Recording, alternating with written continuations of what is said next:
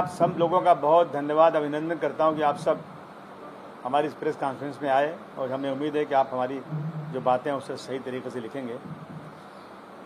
ऐसा है कि समाजवादी पार्टी ने मुंबई महाराष्ट्र में मिशन मुंबई शुरू किया है इलेक्शन को लेकर। पिछला जो लोकसभा का इलेक्शन हुआ उत्तर प्रदेश, महाराष्ट्र और बंगाल, वेस्ट बंगाल ने बहुत अच्छा काम किया। इस संविधान को बचाने में सबसे आगे समाजवादी पार्टी खड़ी रही। देश को बचाना है, डॉक्टर भीमराव अंबेडकर के वसूलों पर लोगों ने वोटिंग किया और समाजवादी पार्टी की 37 सीटें चुनकर आईं, जिससे समाजवादी पार्टी में एक जश्न का माहौल है। और अब हम देश की तीसरी पार्टी बन चुके हैं और हमें अब समाजवादी पार्टी को माननीय अखिलेश यादव जी के नेतृत्व में नेशनल पार्टी बनाने का संकल्प है। तो अब ये इलेक्शन महाराष्ट्र का है, तो मिशन महाराष्ट्र शुरू किया गया है। हमारे 37 मेंबर ऑफ पार्लियामेंट सांसद चुन कर आए। पहले 5 थे, अब 37 हैं। अब वो उन सब को हम मुंबई बुला रहे हैं। 19 जुलाई शाम 4 बजे रंग शारदा में उनका कार्यक्रम होगा। रंग शारदा में उनका कार्यक्रम होगा। उसके पहले हम लोग उनको जो है मणि भवन ले जाना चाहते हैं। वो सब लोग बहुत उत्सुक हैं, मणि भवन जाना चाहते हैं जहाँ गांधी जी ने बहुत समय बिताया। उसके बाद वहाँ से चैत्य भूमि जाएंगे। चैत्य भूमि पे फिर सामने शिवाजी महाराज का पुतला है शिवाजी पार्क में, उस पुतले पर वो हाथ चढ़ाएंगे। फिर वहाँ से अगर हो सका तो सिद्धि विनायक मंदिर भी हमारे जो चुन कर आए हुए अयोध्या से सांसद हैं, क्या नाम है, अवधेश प्रसाद जी, वो भी वहाँ जाना चाहते हैं। तो ये कार्यक्रम करते हुए हम लोग पहुँचेंगे सीधा सिद्धि विनायक से रंग शारदा पहुँचेंगे। रंग शारदा में इनका कार्यक्रम, उनको स्वागत कार्यक्रम होगा। ये आप लोगों से निवेदन है कि आप लोग इसको अच्छी तरह से, प्रिंट मीडिया हो या इलेक्ट्रॉनिक मीडिया हो, इसको अच्छी तरह से कवर करें। इसीलिए आज हम लोगों ने आपको तकलीफ दिया है। हमारे सांसद आएंगे यहाँ पर और यहाँ की जनता को आह्वान करेंगे कि हमें इस देश के संविधान को बचाना ज़रूरी है। संविधान रहेगा तो देश रहेगा। लड़ेगी महाविकास आघाड़ी और जीतेगी महाविकास आघाड़ी, ये हमारी कोशिश होगी। अभी हम लोग महाविकास आघाड़ी में हैं, हम लोग साथ में काम कर रहे हैं। जी, उत्तर प्रदेश के बाद महाराष्ट्र सबसे बड़ा स्टेट है जहाँ से सांसद आते हैं, 48 सांसद आते हैं। और महाराष्ट्र विधानसभा समाजवादी पार्टी के लिए कितना महत्वपूर्ण है।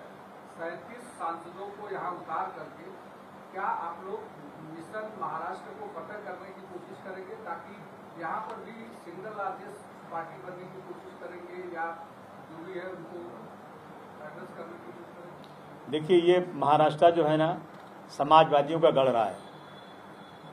बड़े बड़े समाजवादी नेता इस महाराष्ट्र में पैदा हुए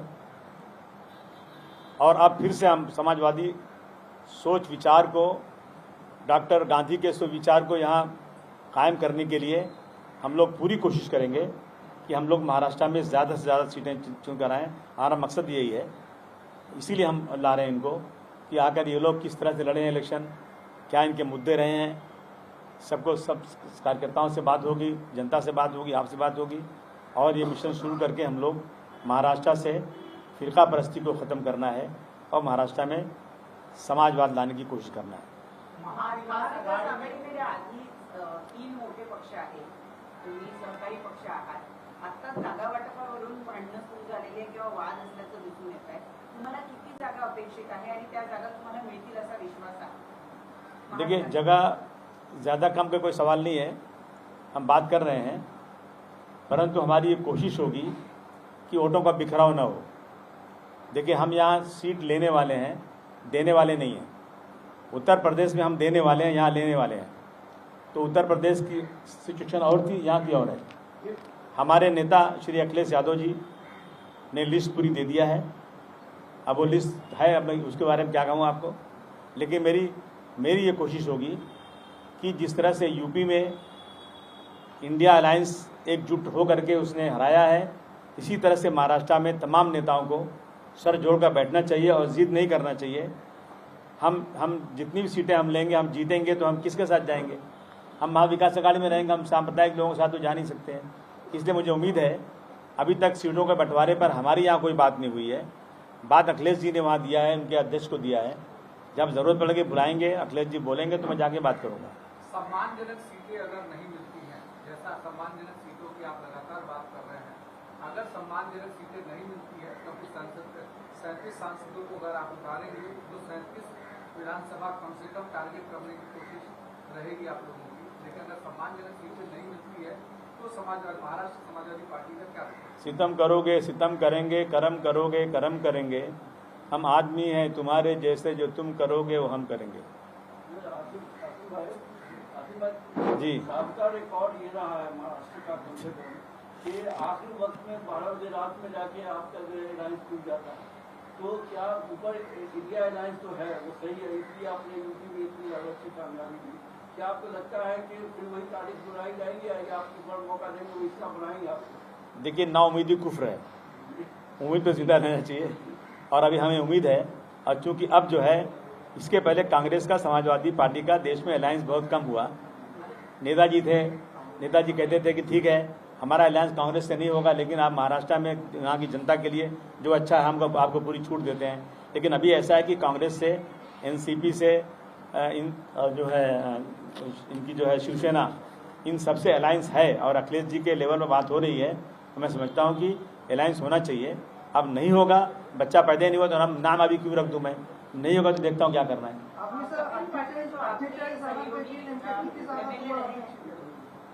जो 48 सीट है महाराष्ट्र में, उनमें से कितनी सीट आपको अपेक्षित है और महाराष्ट्र में कहाँ आपका प्राबल्य है समाजवादी पार्टी? देखिए, ऐसा है ना, कुछ जगह ऐसी है जो मैं और कांग्रेस दोनों लड़े तो दोनों हारने वाले हैं।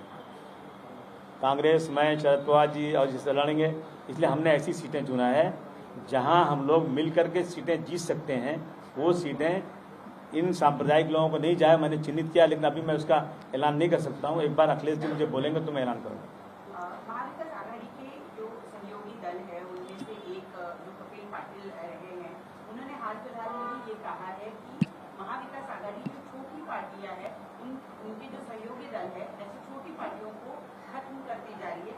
ऐसा ही कुछ बयान जो है वो जयंत पाटिल जो अभी विधान परिषद की चुनाव आ रहे हैं उनकी तरफ से भी आया है।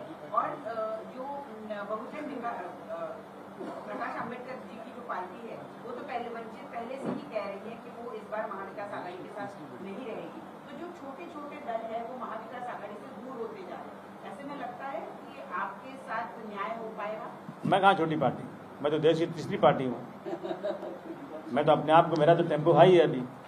मैं समझता हूँ मैं देश की बड़ी पार्टी हूँ और मेरे साथ अन्याय नहीं कर सकते।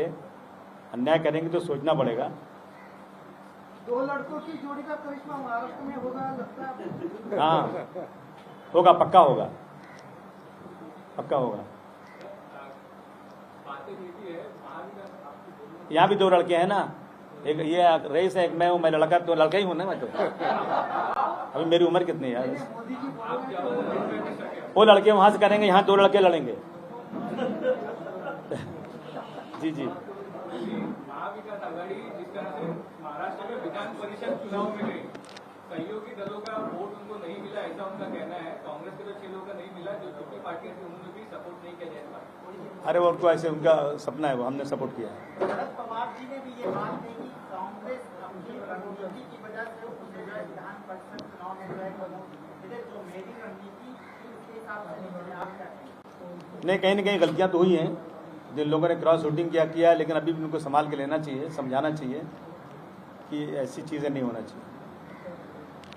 समाजवादी पार्टी महाराष्ट्र प्रदेश का संरक्षण हुए चुनाव के परिणाम उत्साहित होकर के जो सांसदों का सम्मान यहाँ महाराष्ट्र मुंबई में कर रही है, क्या उसको यहाँ धमाकेदार जीत की तरफ बढ़ना चाहती है आने वाले विधानसभा चुनाव? अरे बताया ना मैंने, बिल्कुल इसीलिए तो कर रहे हैं, और क्यों कर रहे हैं, कोई बुरका और थोड़ी कर रहे हैं, ओपनली कर रहे हैं कि आने वाले दिनों में जो इलेक्शन होगा उसका फायदा लेने के लिए उनकी नीतियां यहाँ दिखाने के लिए बुला रहे हैं। एक सवाल ये है कि परसों हाँ सध्या प्रतापगडचं जे अतिक्रमण आहे वो मुद्दा बहुत गूंजता नजर आ रहा है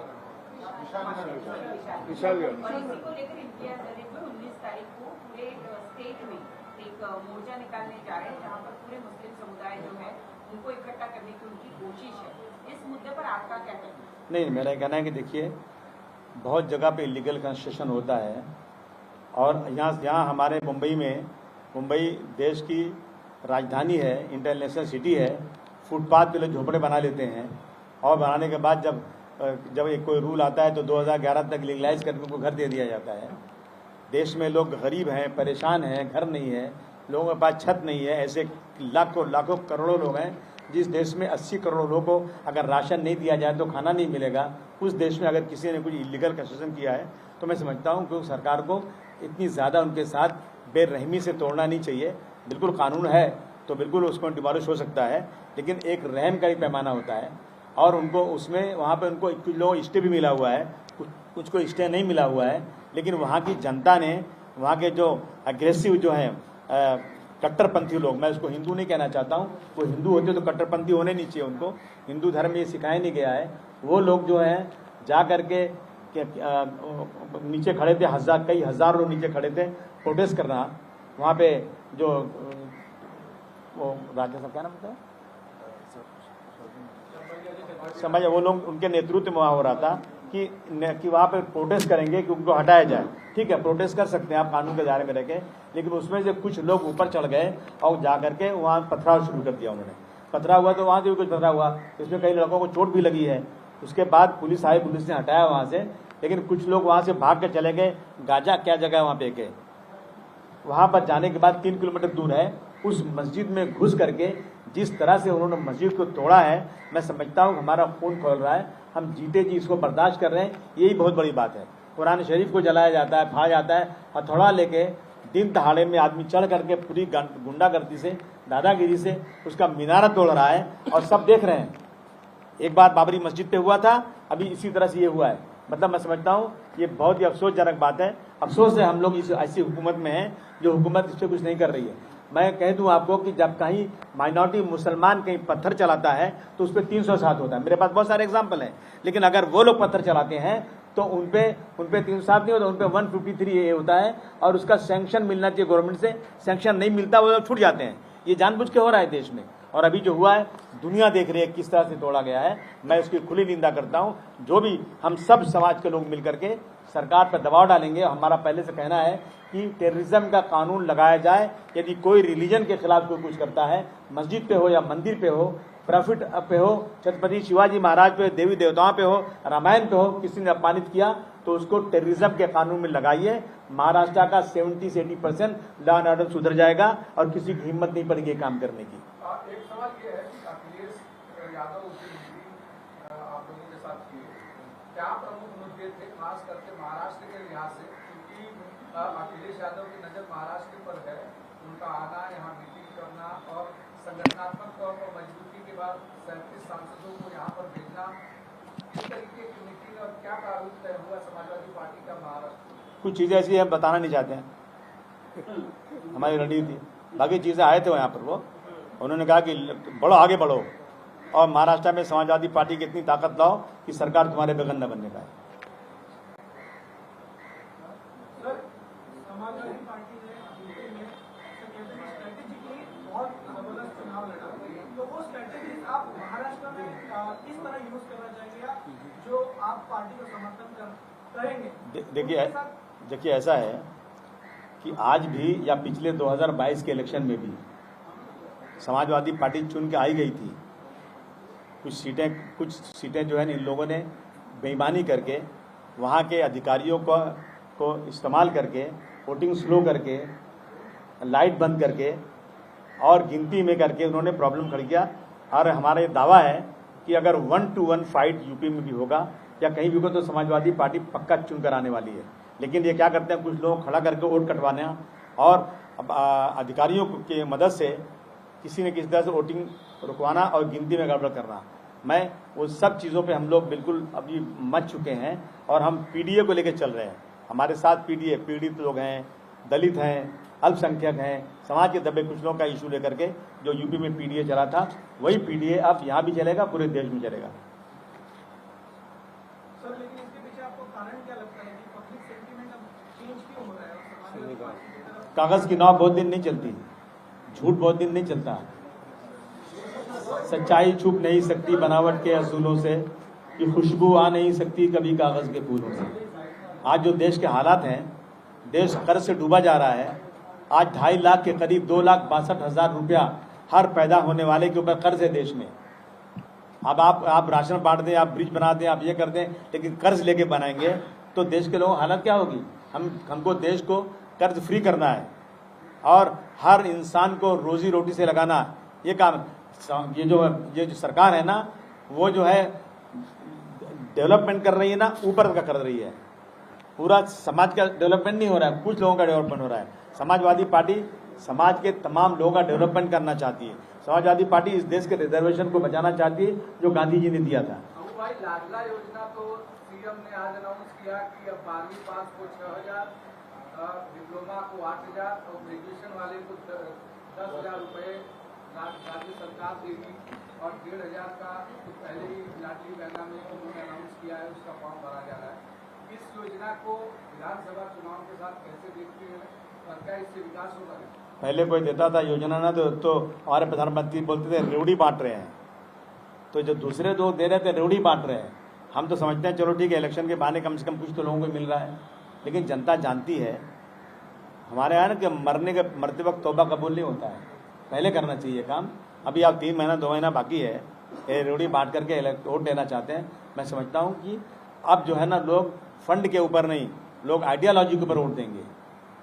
सर समाजवादी पार्टी भ्रष्टाचार के ऊपर क्यों स्टैंड नहीं लेती है? बीएमसी में अभी 350 करोड़ का शिक्षण विभाग में। अरे तुझे मालूम नहीं क्या बात कर रहे तू यार, कितना ले रहे हैं हम लोग? हम तो हैं भ्रष्टाचार के खिलाफ चिल्लाते हैं।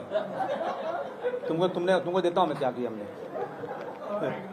सर जो रूलिंग पार्टी है, हाँ। महाराष्ट्र को विशेष राज्य का दर्जा देना चाहते हैं, इसको आप किस तरह देखें? नहीं, जब बिल्कुल दे देना चाहिए, बस जल्दी देना चाहिए महाराष्ट्र को विशेष दर्जा। हम महाराष्ट्र में रहते हैं, यही की रोजी रोटी खाते हैं, हम चाहते हैं। लेकिन ये लोग जो है ना, प्याज का एक्सपोर्ट गुजरात से करते हैं, यहाँ से नहीं करते हैं।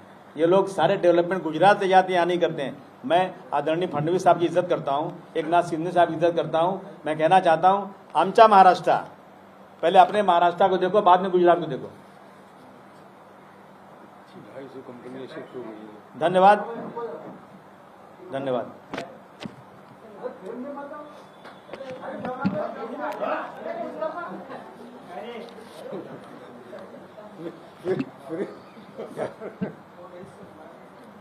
सॉरी मम्मा में आ गया, मराठी बोल रहे हैं, बोल दो ना, मराठी बोल दो। प्रश्न विचारो तब ना बोलेंगे। प्रश्न तो विचारा। महाराष्ट्रात येत आहे, त्यांचा कार्यक्रम काय असणार आहे आणि त्यांच्या येण्यामुळे तुम्हाला काय आणि कसा फायदा होईल? बघा, यूपी मध्ये जे यश समाजवादी पार्टी किंवा इंडिया अलायन्स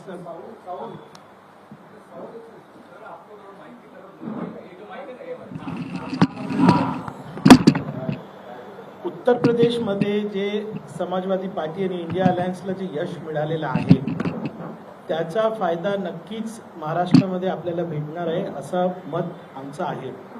म्हणून पहिल्या टप्प्यामध्ये आता 37 जे आमचे एमपी आहेत, समाजवादी पार्टी आज भारतात 3रे क्रमांकाची पार्टी झालेली आहे, तर ते एमपी इथे येणार आहेत। पीडीएचा जे मेसेज सन्मान्य अखिलेश यादवजींनी देशाला दिलेला आहे, तर पीडीएचा प्रमाण, पीडीएचा जे आमचं जे स्ट्रॅटेजी आहे त्याला इथे इम्प्लिमेंट करण्यासाठी 37 एमपीज इथे पहिल्या टप्प्यात येणार आहेत। आणि स्वतः आमचे राष्ट्रीय अध्यक्ष अखिलेश यादवजी 9 तारखेला मालेगावला येणार आहेत, 9 ऑगस्टला क्विट इंडिया मुवमेंट। तर 9 ऑगस्टचा एक वैशिष्ट्य आहे, त्याच दिवशी क्विट इंडिया मुवमेंटचा नारा देशाला मिळाला होता आणि आम्ही इथे सन्माननीय अबू आसिम आझमी साहेब आहेत, महाराष्ट्र प्रदेश जे आहेत, त्यांनी एक संकल्प केलेला आहे की महाराष्ट्रामध्ये सांप्रदायिक ताकदांना आम्ही आता क्विट महाराष्ट्र असं स्लोगन देणार आहेत. हे संदर्भामध्ये समाजवादी पार्टीचे जेवढे वरिष्ठ नेतृत्व आहेत, आमचे खासदार आहेत, त्याचं आम्हाला असं वाटतं की भरपूर आमदारही येणार आहेत आणि स्वतः अखिलेश यादवजी 9 तारखेला महाराष्ट्राला येणार आहेत. आणि जसं तुम्ही म्हणालात की 2 लडकों की जोडी, तर अखिलेश यादवजी सक्रियपणे महाराष्ट्रामध्ये प्रचार करणार आहेत असा अबू आझमी साहेबांनी मला माहिती दिलेली आहे. तर नक्कीच समाजवादी पार्टी, PDA आणि आमची जी नीती आहे, समाजवादी नीती आहे, महाराष्ट्र समाजवादी आंदोलनचा मूळ केंद्र होता आहे आजपर्यंत, तर त्याचा नक्कीच फायदा इंडिया अलायन्स आणि महाविकास आघाडीला होईल. 19 तारखेला MIM जे आहे ते राज्यभर मोर्चा काढतात. या 19 तुम्हाला मुस्लिम समुदायाला एकत्रित करणं, त्या पद्धतीनं लोकसभेमध्ये त्यांचा वोट बँक म्हणून काही पक्षांना फायदा झाला किंवा महाविकास आघाडीला फायदा झाला, त्याचा फायदा करण्याचा प्रयत्न त्यांचा दिसतो आहे. तुम्हाला काय वाटतं? जे कोल्हापूरमध्ये घडलं त्याचं पहिलं रिॲक्शन सन्मान्य अबू आसिम साहेबांनी दिलेलं आहे. पक्षांनी याची दखल घेऊन सन्मान्य अजित पवार साहेबांना पण ते भेटले. पक्षांनी CIDची इन्क्वायरी पण मागितलेली आहे. आम्ही नॅशनल मायनॉरिटी कमिशनला पण लिहिणार आहे. जे काही पक्ष आहेत जे असं म्हणतात की आम्ही सर्व मुस्लिम समाजांना एकत्र आणणार आहे, मला असं वाटतं की मुस्लिम समाज एकत्र आहे आणि ते आपण दाखवलेलं आहे. इंडिया अलायन्सचे इलेक्शनमध्ये तुम्ही बघितलं असेल की समाज म्हणून एकत्र येऊन इंडिया अलायन्सला पाठिंबा मुस्लिम समाजाने दिलेला आहे. कोल्हापूरची जी घटना आहे अत्यंत निंदनीय आहे आणि मला असं वाटतं की अबू आझमी साहेब आता शासनाची बोलत आहेत, लगातार बोलत आहेत. आमचा एकच म्हणणं आहे की जे दोषी आहेत त्यांना अटक व्हावी, त्यांना जे सक्त कायदे आहेत टेररिझमचे, मकोका असो किंवा त्या कायद्यांमध्ये अटक व्हावी. कारण एक नरेटिव्ह आणि दुष्प्रचार महाराष्ट्राबद्दल करण्यासाठी एका संघटनाने आणि जे कट्टरपंथी त्यांनी हे केलेलं आहे, हे फक्त मुस्लिम समाजाचं नुकसान नाही, हे महाराष्ट्राचं नुकसान आहे. तर जे काही करतील ते करतील 19 तारखेला, पण मला असं वाटतं मुस्लिम समाज एकत्र आहे. हा विषय आम्ही गांभीर्याने घेतलेला आहे. त्याचा पाठपुरावा करून संबंधित लोकांना, दोषींना कारवाई करण्यासाठी शासनाला मजबूर करणारच आम्ही आहे. आणि या संदर्भात सातत्याने मंथन पण चालू आहे, पाठपुरावा पण चालू आहे आणि याचा